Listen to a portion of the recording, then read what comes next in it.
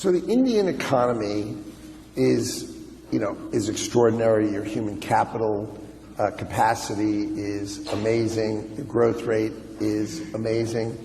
But there were certain things that the Indian government did that generally rubbed the United States the wrong way. For instance, you generally buy your military gear from Russia.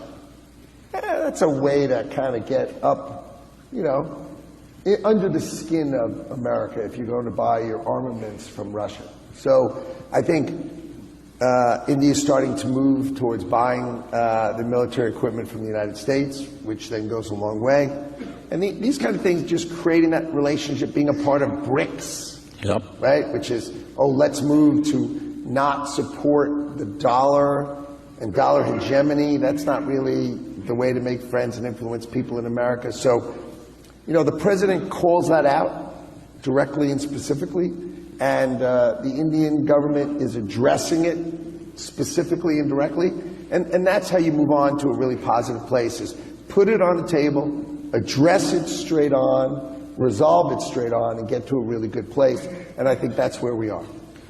Mr. Secretary, talk a little bit about manufacturing in India, because obviously there's a number of companies, including a couple of companies here, who are looking to invest further in manufacturing in India. What's your view of that? Do you think the U.S. will be doing more to help push more manufacturing in India, in addition to obviously manufacturing in the United States? Well, I think the United States wants to bring advanced manufacturing back to the United States of America. All right, that's a key industrial platform for us to bring back domestic manufacturing and reshoring in America.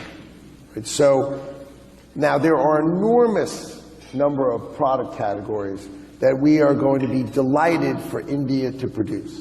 And what we're going to have is you'll sort of have a trade deal that says, look, these kind of industries would be great for India to produce. And in fact, there are enormous numbers of industries that we'd really like to go to India, right? And what happens is you create this sort of trade deal that puts India in a unique position, right? Because it'll have a special relationship with the United States. In certain industries, it will have a better tariff relationship than most other countries in the world, which means India will be the beneficiary of those kind of products. So some will need to be reshored to America, right? But they'll be replaced with incredible opportunity for India, which has